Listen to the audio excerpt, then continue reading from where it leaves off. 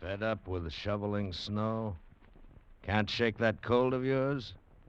Wonder what the world's coming to? We offer you Escape.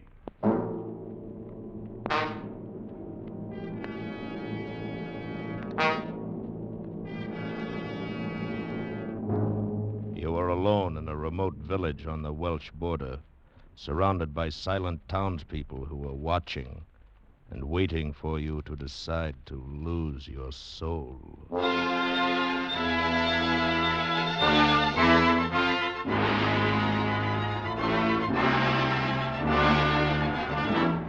Escape, produced and directed by William N. Robeson, and carefully contrived to free you from the four walls of today for a half hour of high adventure.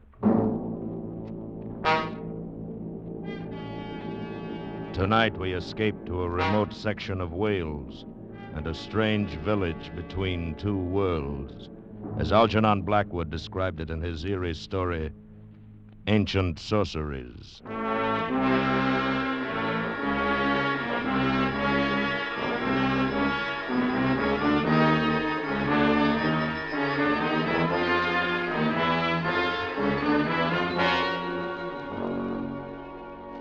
I had spent a week's vacation in Wales and was returning to London by train when it all began. It was late afternoon. We'd left the Welsh mountains and crossed the border into western England, passing through a countryside which appeared singularly empty, deserted of life. Over the soft hills and the valleys between hung a faintly perceptible haze, given to the whole landscape a feeling of enchantment and unreality. The train at length slowed down to a stop at a tiny wayside station. As it did so, a sudden thought occurred to me. Why not leave the crowded train with its irritating noises and spend the night in this peaceful spot, then take a slower and emptier train in the morning? On the impulse, I rose from my seat, and the man sitting opposite to me said, Why, say, sir, we only stop here for a minute or two. If you're thinking of walking about a bit. No, as a matter of fact, I'm getting off here. I thought you were going to London. I'll go on in the morning. I'm going to stay here for the night. I strongly advise you not to. I beg your pardon? This is the village of Malton. Malton? I've never heard of it. Few people have, outside. But if you place any value on your soul, you'll not spend the night here. My dear sir, what are you talking about? Why not? Because of the sleep. And because of the cats. That's all I can tell you. You're insane. I'll take my bag if you don't mind. You're making a terrible mistake. You may not even have the chance to regret it. Don't leave this train. I know what I'm talking about. Oh, what utter nonsense. Don't. Don't, I tell you. Goodbye. I stood there on the embankment as the train pulled away. What in the world was the matter with the man anyway? Cats, sleep. His words made no sense. I picked up my bag and started walking up the long hill toward the village. And suddenly, for no reason at all, I shivered.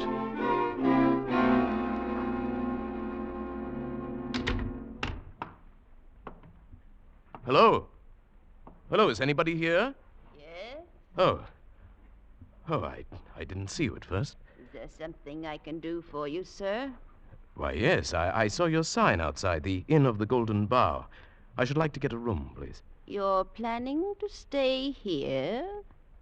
Why, yes. Very well. You may sign the register. Here. Thank you. I'm going to catch another train and go on in the morning. Oh, yes, of course. There we are. Arthur Llewellyn. Llewellyn? Yes, from London. Arthur Llewellyn. You've been a long time coming back. What? But now that you're here, you'll find there are some things that never change. Madam, I'm afraid I don't know what you're talking about. You rang, madam? Where did you come from? Dundreary, the gentleman would like a room for the night. His name is Arthur Llewellyn. Aye, so it is. Welcome back to Malton, sir. What?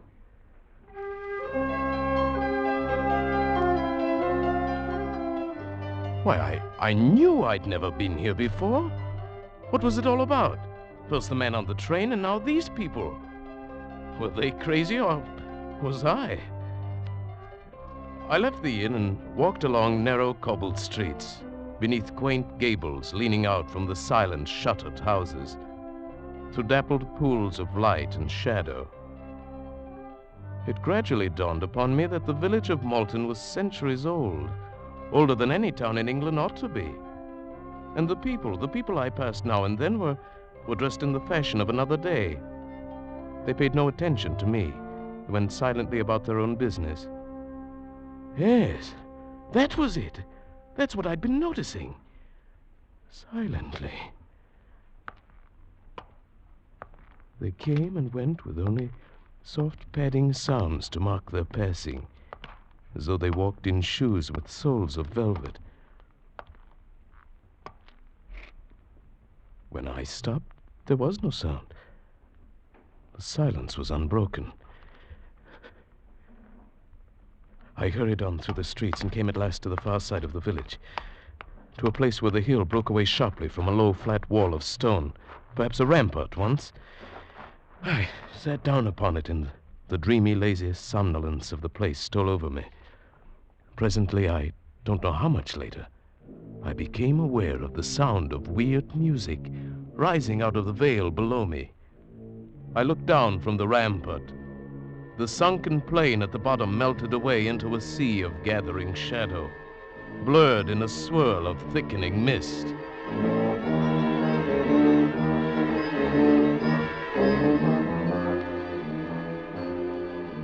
I thought of dead trees swept by the night wind, of animals with half-human voices singing to a white moon, of the wailing of cats on the roof tiles at night, of unearthly creatures far off in the sky calling to one another in chorus. I felt my heart beat faster and faster, felt the vague stirrings of some urge inside of me, trying to answer the awful call of that music. I fought against the feeling, fought against myself. And even as I did, I found I was staring down into that valley, peering desperately into the dark mist, trying to see, I don't know what. And then suddenly, the music ended. I stood on the rampart alone, dusk fallen around me, and the early night wind moaned with a chill breath. Quick terror rose up in me. I turned and ran through the darkened streets, ran with my heart pounding, dodging its shadows, through one dim alley after another, and arrived at last panting and almost breathless at the door of the Golden Bower. You've been a long time returning, Mr. Llewellyn. It's past 7. Oh, yes. I guess I walked farther than I meant to. I didn't realize it was so late. You heard the music, didn't you? Yes. Strangest music I've ever heard. How did you know? Who plays it, anyway? Then you didn't remember it? No. Why should I? The thing was becoming irritating, this quiet insistence that I was someone else.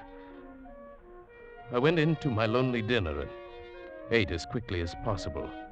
Then, taking the candle Dundreary gave me, I crossed the lobby, climbed the stairs behind the desk, and walked past silent doors down the long empty hall that led to my room at the end. I was halfway to my door when suddenly the flame of my candle went out. I stood stock still in the pitch blackness, fumbling for a match. At that moment I knew that someone, or something, was there with me in the darkness. I held my breath and listened. There was no sound, no movement. I reached out and felt the wall and moved along it, feeling my way in the inky blackness. It was then I touched it. Near my face, another soft, warm, yielding, and alive. Who? What is it? It is I, Ilsa. And who? Ilsa. Don't you remember me, Arthur? No. No. But wouldn't you like to remember me? Don't you want to see me again? To look at me? No? I don't know. But not tonight, Arthur. Perhaps tomorrow. Tomorrow.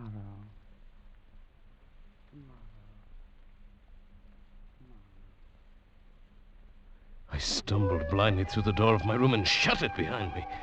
I lit the candle and flung myself across the bed. The room was small, with one shuttered window, and the light of the flame flickered on the walls and ceiling. I stared at the hand that had touched her out there in the dark hall. I lifted it up to my face and smelled of the barbaric scent that still clung to my fingers. It was evil and maddening. The candle sputtered and burned, and the melted minutes dripped away. Who was I? Who were these people? Who was Ilsa? I fell asleep finally, and dreamed of soft-moving creatures and the silence of life in a dim, muffled world devoid of all feeling but ecstasy. And I dreamed, too, of cats.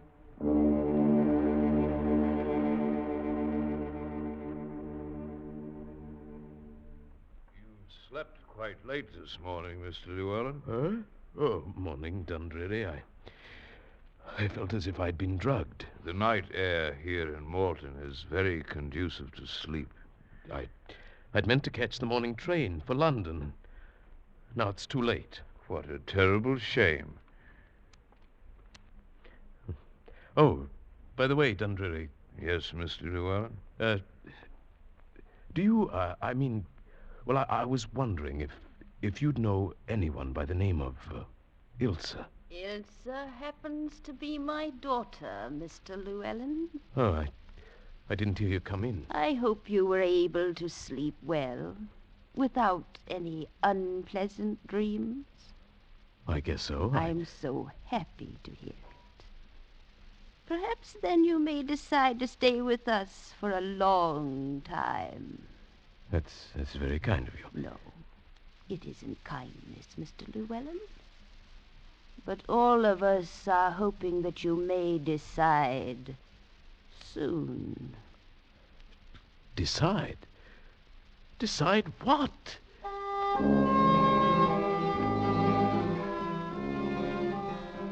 It was no use. None of them would answer my questions. They seemed to think I should know already. I left the inn as soon as I'd eaten, walked around the streets of the village, and I began to notice that I was never completely alone. If I turned down an empty street, someone always stepped from a doorway or entered from the opposite end. Wherever I went, within 5 minutes, a dozen people were strolling near me. And I realized these people were watching me, tensely, as a cat watches a mouse or another cat.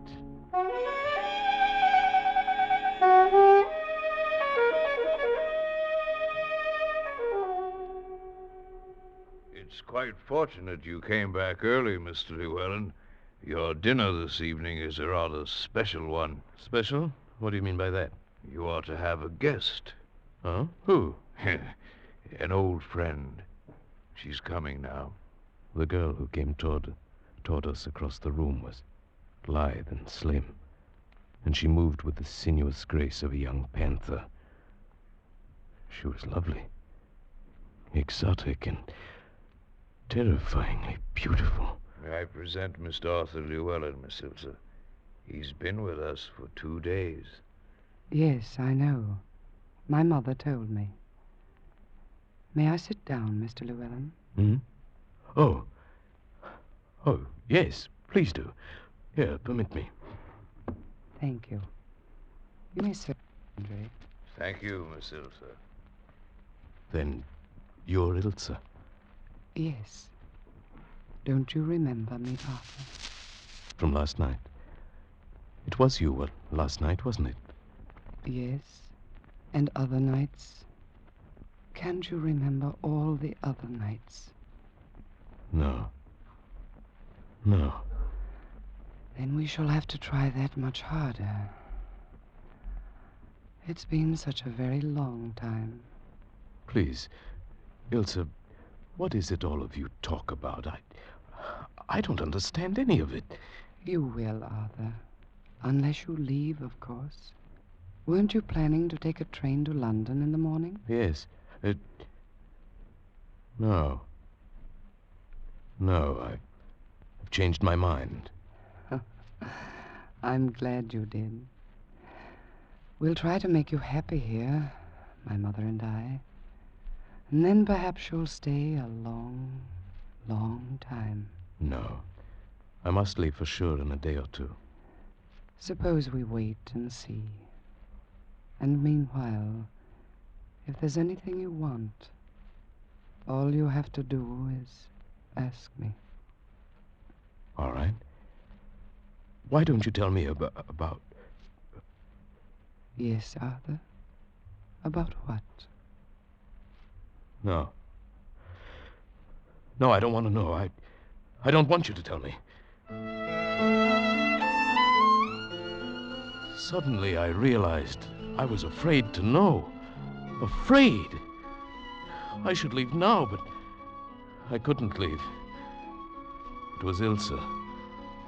She attracted, repelled, fascinated, and horrified me, all in single flashes of blasting emotion. I felt the presence of a great gray curtain ready to roll back at any moment and leave me on the brink of an awful adventure. I knew the village held its breath, watched and waited, and then on the evening of the 5th day, the whole ghastly secret exploded into hideous life. After dinner, Ilse had asked me to walk with her.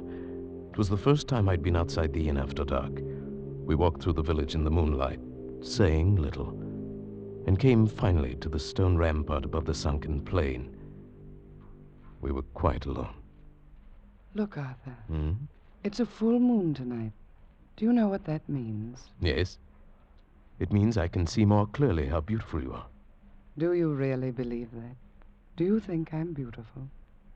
Like a soft, sleek leopard in a warm jungle of shadows. But wait, I'll see you even better in a moment.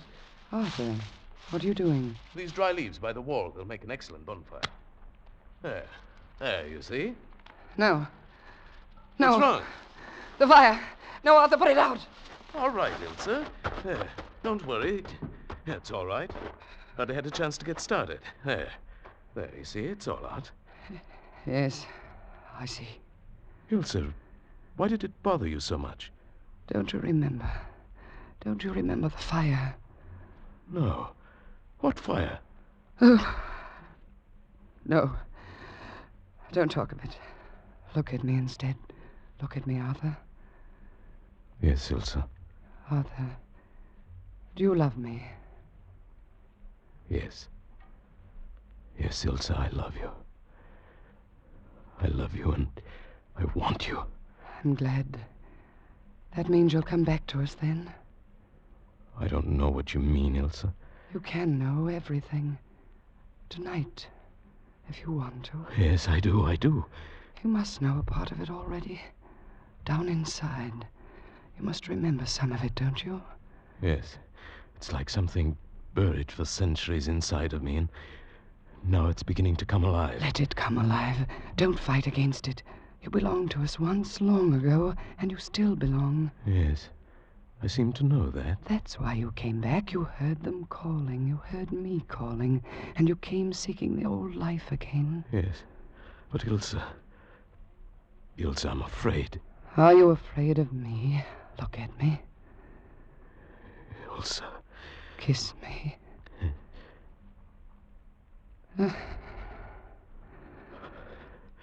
Ilse. Will you live the old life again with me tonight? Yes. I've known that you would because I own you, Arthur. You belong to me and I want you, and I shall never let you escape from me again. Yes. Go back to the inn, then. Wait for me, Arthur. I shall come for you. Tonight.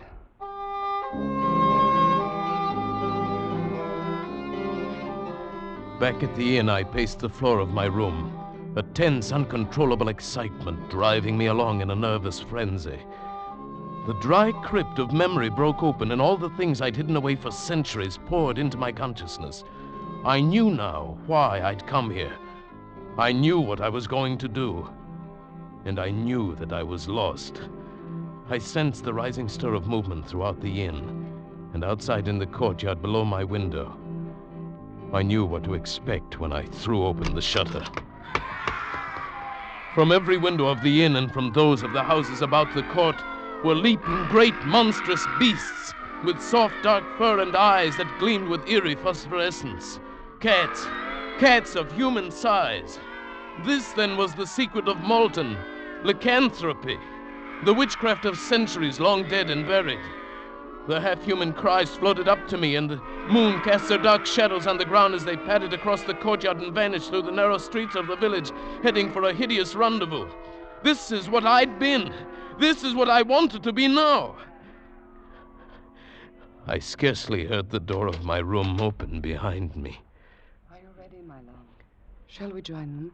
Ilsa.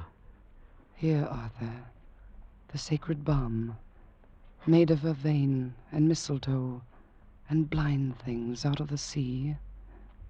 Remember? Yes. Yes, I remember. Take it. Use it.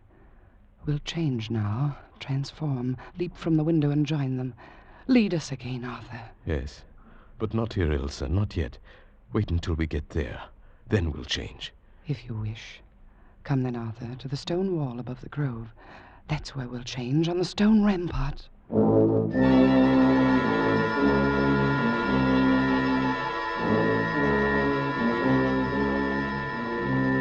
In the grove on the sunken plain beneath the wall, insane shadows writhed in the moonlight and postured in the luminous mist. 1,000 of the Devil's Own were dancing in the unearthly music born from the harmony of the black sacrifice, crying out in delirious abandon, calling to the thing that now lived inside of me, and struggled, screaming in my skull, trying to answer them back. I fought against them, fought against Ilsa, pleading and clinging with her soft arms about my neck. Now, Arthur, come with me now if you love me. I love you, but I can't do it, not again. Yes, my love, only an instant to change, and then we'll live forever. Is it living without a soul, Does Ilsa? it matter when I'm here? No, once before I escaped, but I can never escape again. This time there'd be no turning back. Am I not worth it? Look at me, my love. I clung to the very edge of my sanity, fought that I would not be lost and damned forever, and at this moment I knew what I could do. Arthur, wait. What are you doing? I found a match in my pocket, struck it, dropped it into the dry leaves that lay banked across the whole length of the stone wall. No, Arthur, don't. Yes. I can't come to you through the fire. You're driving me away. Yes!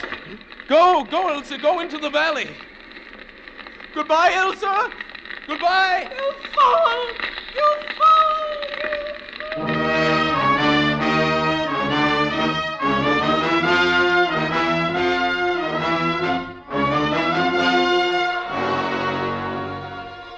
I turned from the wall of flame that for a few minutes would shut me off from the valley, ran through the moonlight streets, not back toward the inn of the Golden Bower, but down the long road that led away from that cursed village of Malton.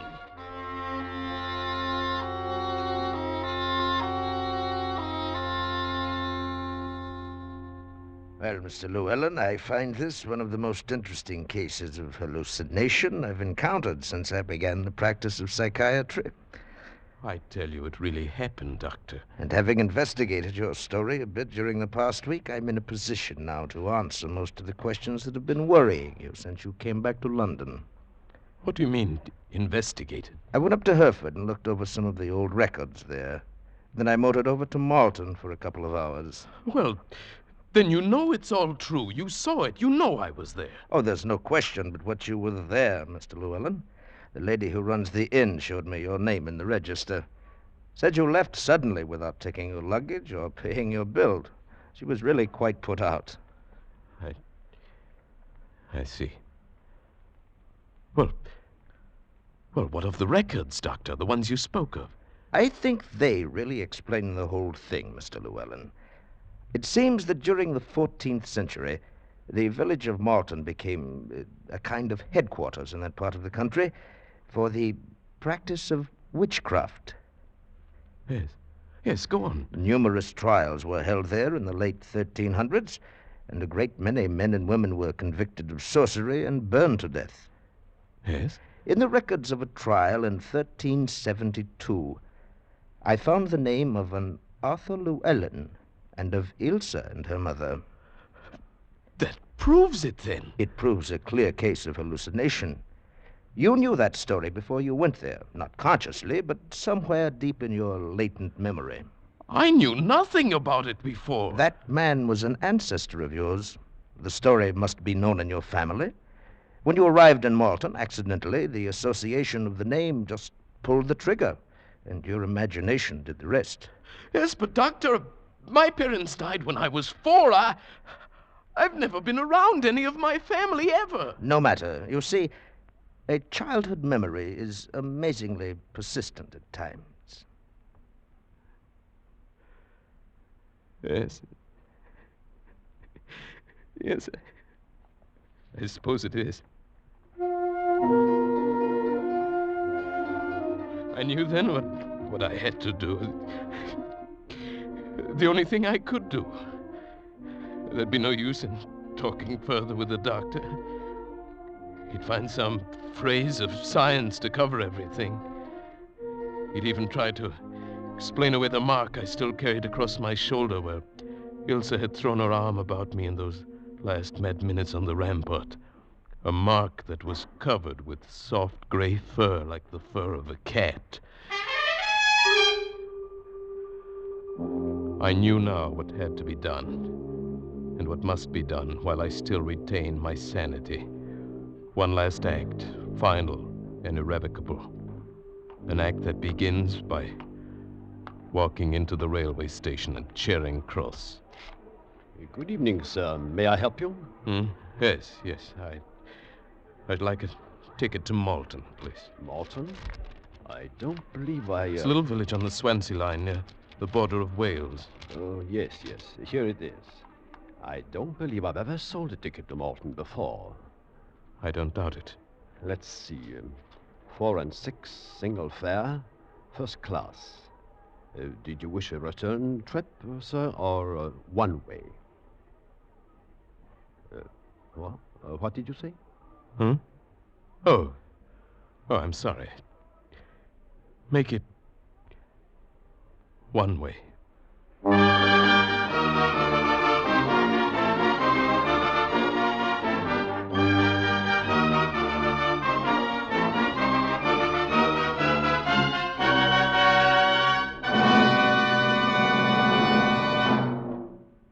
Escape is produced and directed by William N. Robeson. And tonight brought you Ancient Sorceries by Algernon Blackwood, adapted for radio by Les Crutchfield, with Paul Frees as Arthur Llewellyn, Kay Brinker as Ilse, Ann Morrison as Madam, and William Conrad as the Doctor. Music is conceived and conducted by Cy Fuhrer. Next week, After you've had a hard day at the office or bending over a hot stove, next week at this time, when your problems seem too much for you, we offer you escape.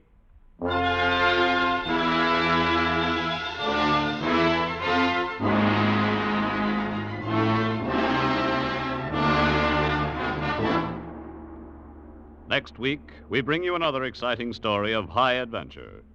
Good night, then, until the same time next week, when once again we offer you Escape.